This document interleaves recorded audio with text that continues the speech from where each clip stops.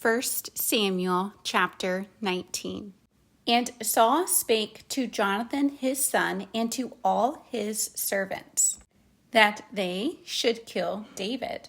But Jonathan, Saul's son, delighted much in David. And Jonathan told David, saying, Saul my father seeketh to kill thee. Now therefore, I pray thee, take heed to thyself until the morning, and abide in a secret place, and hide thyself.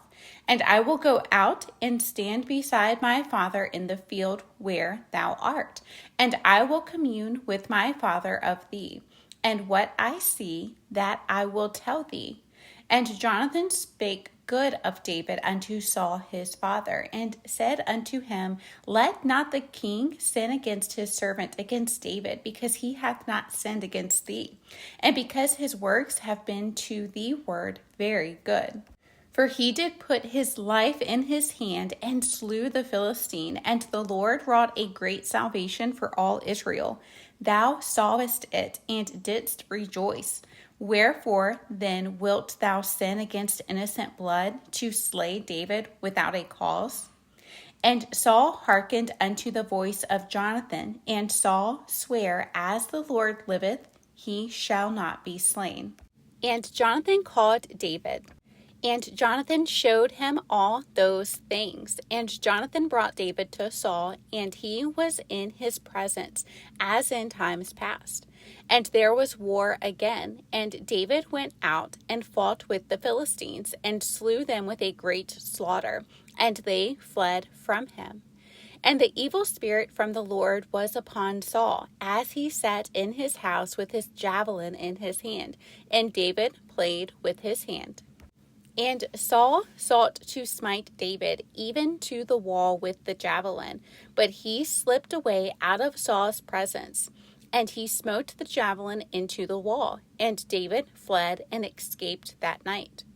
Saul also sent messengers unto David's house, to watch him and to slay him in the morning. And Michal, David's wife, told him, saying, If thou save not thy life tonight, tomorrow thou shalt be slain. So Michal let David down through a window, and he went and fled and escaped. And Michal took an image and laid it in the bed, and put a pillow of goat's hair for his bolster, and covered it with a cloth. And when Saul sent messengers to take David, she said, He is sick. And Saul sent the messengers again to see David, saying, Bring him up to me in the bed, that I may slay him. And when the messengers were come in, behold, there was an image in the bed, with a pillow of goat's hair for his bolster. And Saul said unto Michal, Why hast thou deceived me so, and sent away mine enemy, that he is escaped? And Michal answered Saul, He said unto me, Let me go, why should I kill thee? So David fled and escaped, and came to Samuel to Ramah, and told him all that Saul had done to him. And he and Samuel went and dwelt in Naioth. And it was told Saul, saying, Behold, David is at Naioth in Ramah. And Saul sent messengers to take David. And when they saw the company of the prophets prophesying, and Samuel standing as appointed over them, the Spirit of God was upon the messengers of Saul, and they also prophesied. And when it was told Saul, he sent other messengers, and they prophesied likewise. And Saul sent messengers again the third time, and they prophesied also. Then went he also to Ramah, and came to a great well that is in Secu. And he asked and said, Where are Samuel and David? And one said, Behold, they be at Naioth in Ramah. And he went thither to Naioth in Ramah, and the Spirit of God was upon him also. And he went on and prophesied until he came to Naioth in Ramah. And he stripped off his clothes also, and prophesied before Samuel in like manner, and lay down naked all that day and all that night. Wherefore they say, Is Saul also among the prophets? 1 Samuel chapter 20. And David fled from Naioth in Ramah and came and said before Jonathan, What have I done? What is mine iniquity? And what is my sin before thy father, that he seeketh my life? And he said unto him, God forbid, thou shalt not die. Behold, my father will do nothing either great or small, but that he will show it me. And why should my father hide this thing from me? It is not so. And David sware moreover, and said, Thy father certainly knoweth that I have found grace in thine eyes. And he saith, Let not Jonathan know this, lest he be grieved. But truly as the Lord liveth, and as thy soul liveth, there is but a step between me and death. Then said Jonathan unto David, Whatsoever thy soul desireth, I will even do it for thee. And David said unto Jonathan, Behold, tomorrow is the new moon, and I should not fail to sit with the king at meat. But let me go, that I may hide myself in the field unto the third day at even. If thy father at all miss me, then say, David earnestly asked leave of me, that he might run to Bethlehem his city, for there is a yearly sacrifice there for all the family. If he say thus, It is well, thy servant shall have peace. But if he be very wroth, then be sure that evil is determined by him. Therefore thou shalt deal kindly with thy servant, for thou hast brought thy servant into a covenant of the Lord with thee. Notwithstanding, if there be in me iniquity, slay me thyself. For why shouldest thou bring me to thy father? And Jonathan said, Far be it from thee, for if I knew certainly that evil were determined by my father to come upon thee, then would not I tell it thee? Then said David to Jonathan, Who shall tell me? Or what if thy father answer thee roughly? And Jonathan said unto David, Come, and let us go out into the field. And they went out both of them into the field. And Jonathan said unto David, O Lord God of Israel, when I have sounded my father about tomorrow any time, or the third day, and behold, if there be good toward David, and I then send not unto thee, and show it thee, the Lord do so and much more to Jonathan. But if it please my father to do thee evil, then I will show it thee, and send thee away, that thou mayest go in peace. And the Lord be with thee, as he hath been with my father. And thou shalt not only, while yet I live, show me the kindness of the Lord, that I die not, but also thou shalt not cut off thy kindness from my house forever. No, not when the Lord hath cut off the enemies of David, every one from the face of the earth. So Jonathan made a covenant with the house of David, saying, Let the Lord even require it at the hand of David's enemies. And Jonathan caused David to swear again, because he loved him, for he loved him as he loved his own soul.